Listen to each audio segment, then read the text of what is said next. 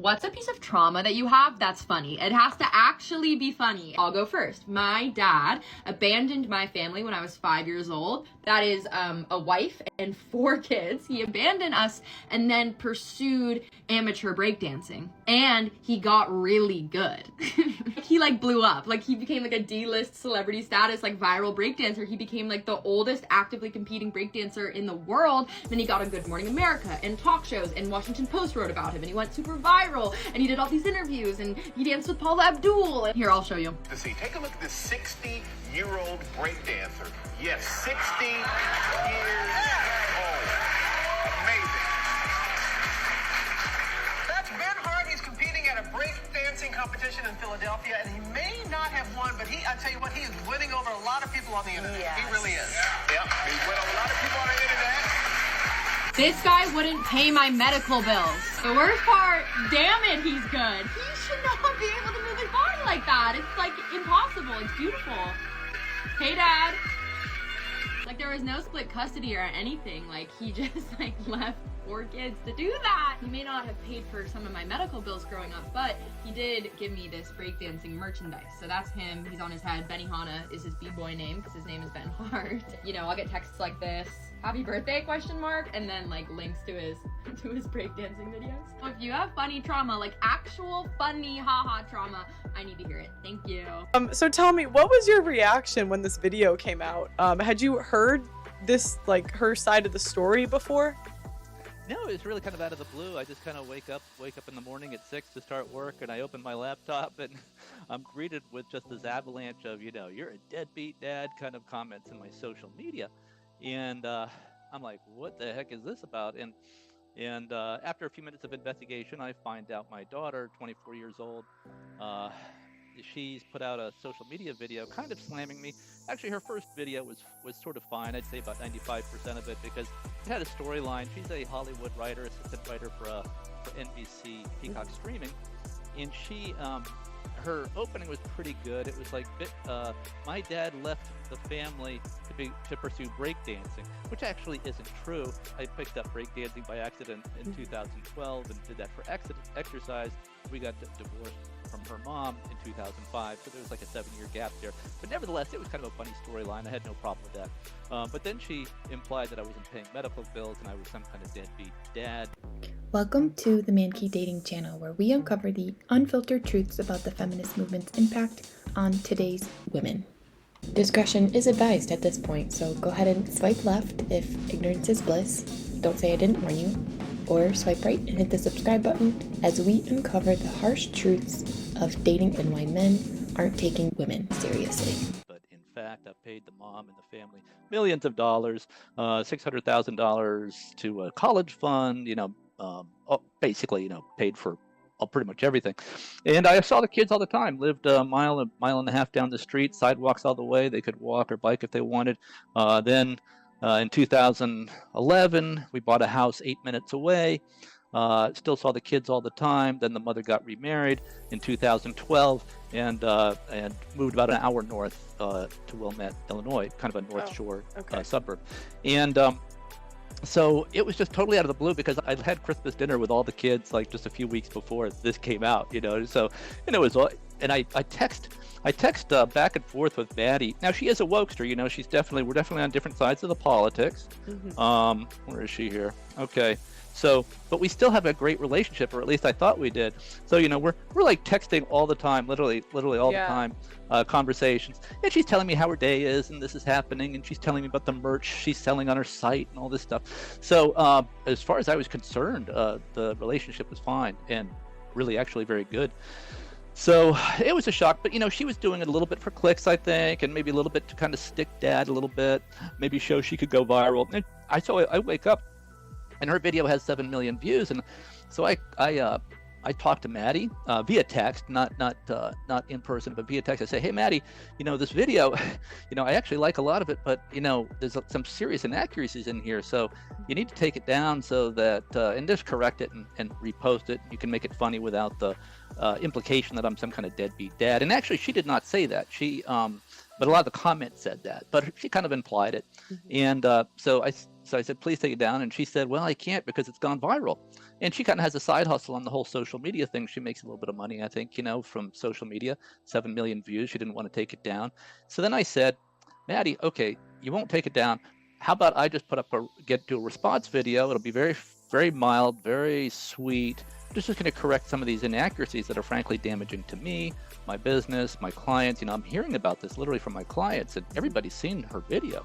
So I had to answer it, and so she declined to put up my response, and so I posted it on X, and it got 33 million views, and Elon weighed in, and then so she put up a much more negative second video, a follow-up video that was really, really full of a lot of inaccuracies that I didn't see them and so forth. Saw them all the time. Literally, I was just like every week, and it was just, so then I put up another video, which was still very mild, but it just in a more detailed way went through the facts and the details. And I showed home movies, when they were kids, and, we went to water parks and the beach, and we traveled across the country, went to Yellowstone Park, saw the buffalo, did all kinds of things. And this was just all the time.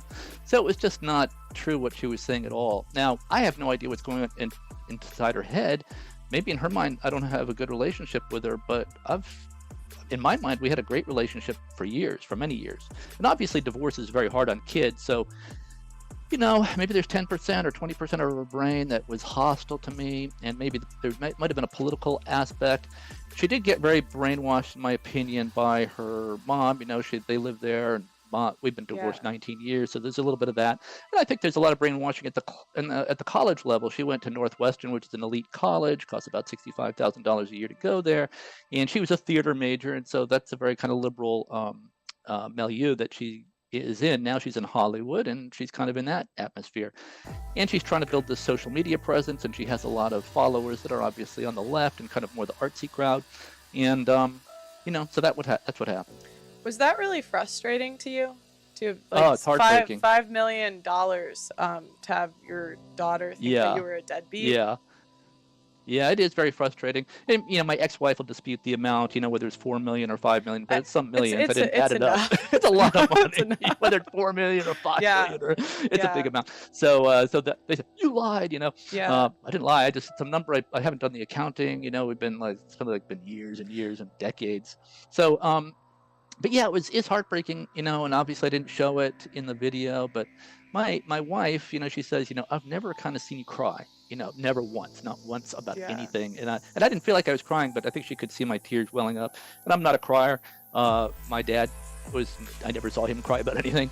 And I was kind of raised that way, but, I did feel great heartbreak over this because I really love Maddie. I love all my kids. And, I think there's a certain amount of brainwashing. All our memories are false. Everyone's memories. You probably read studies about this, how, we kind of string together a narrative in our brains. And, maybe I remember things a little wrong. She remembers things a little wrong. And we kind of create these stories in our brain. And literally our memories are false. We kind of create a false narrative in a way, all of us. I mean, it's just because our brain can't hold that much data. We're just so.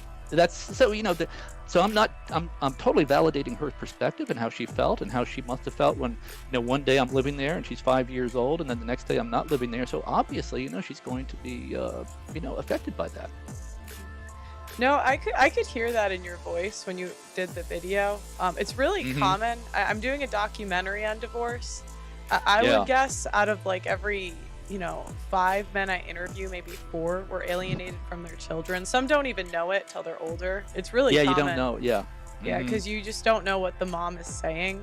Even I have personal friends that their parents were still married and they didn't figure it out. They were in the same house and that happened to them, where they thought their dad was gone because he didn't want to be there and he was really working.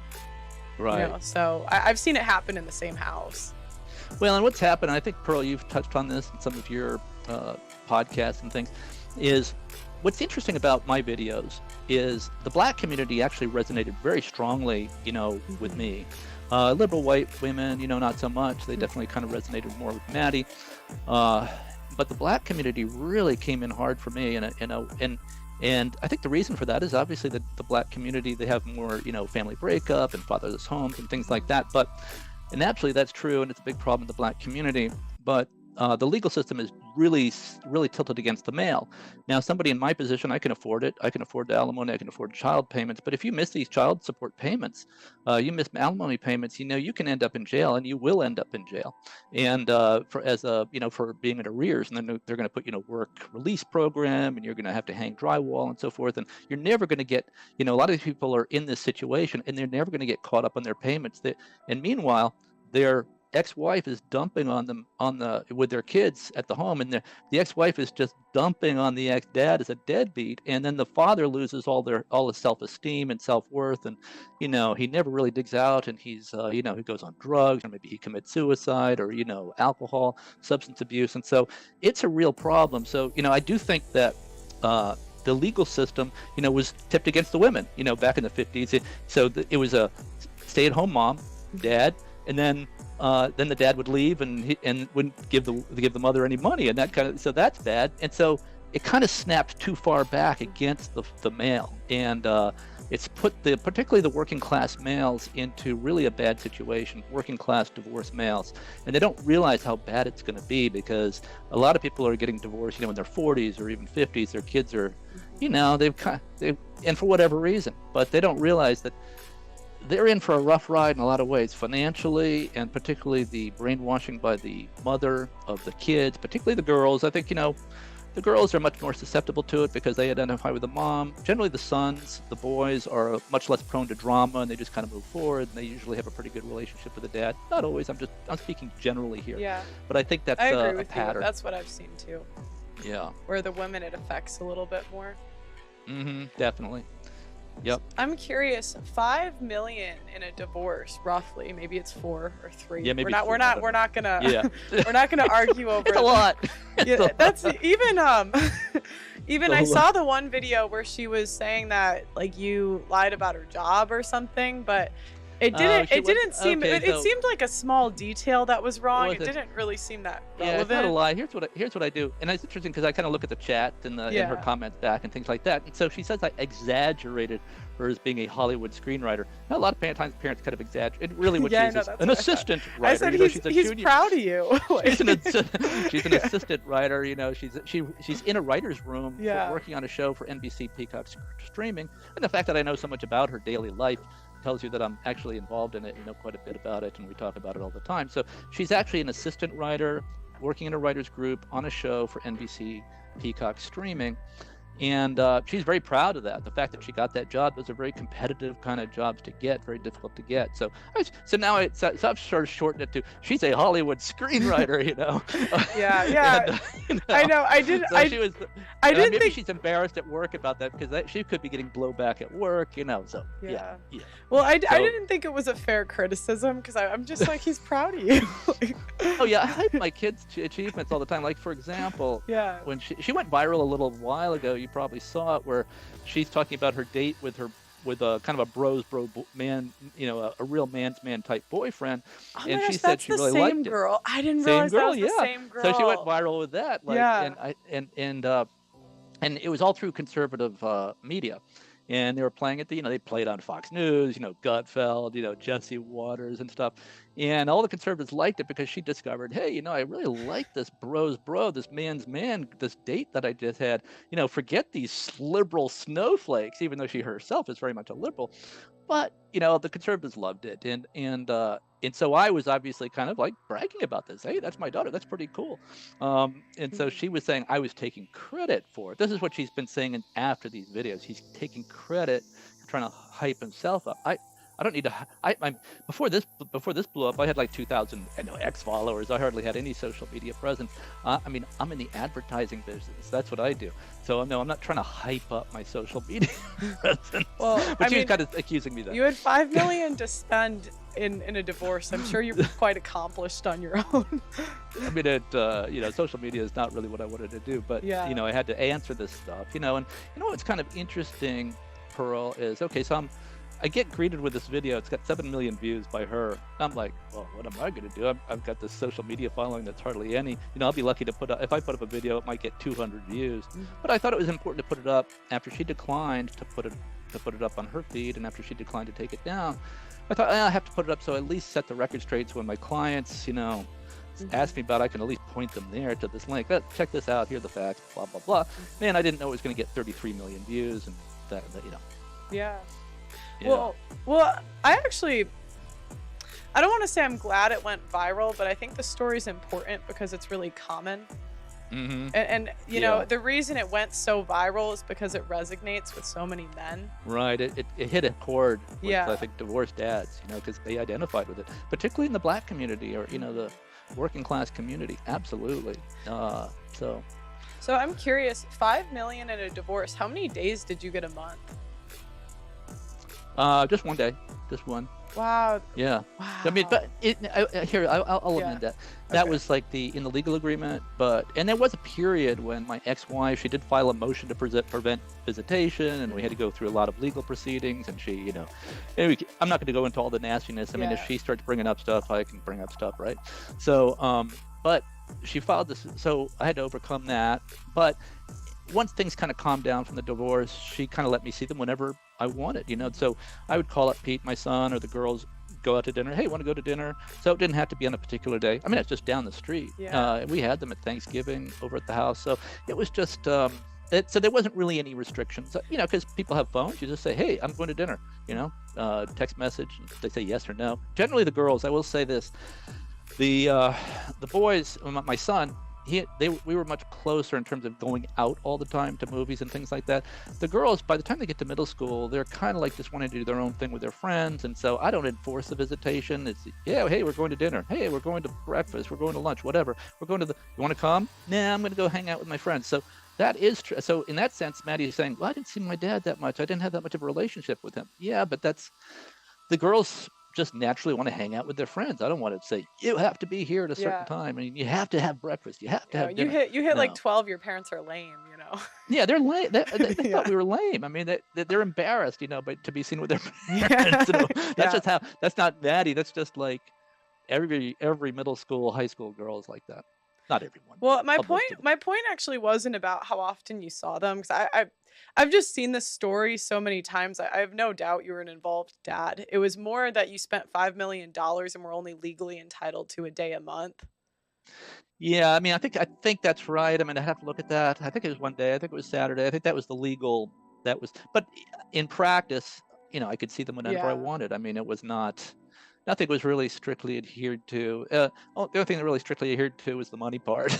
But everything else was pretty much. So I would say that after the sort of dust settled on the divorce, she did not restrict me in terms of seeing the kids.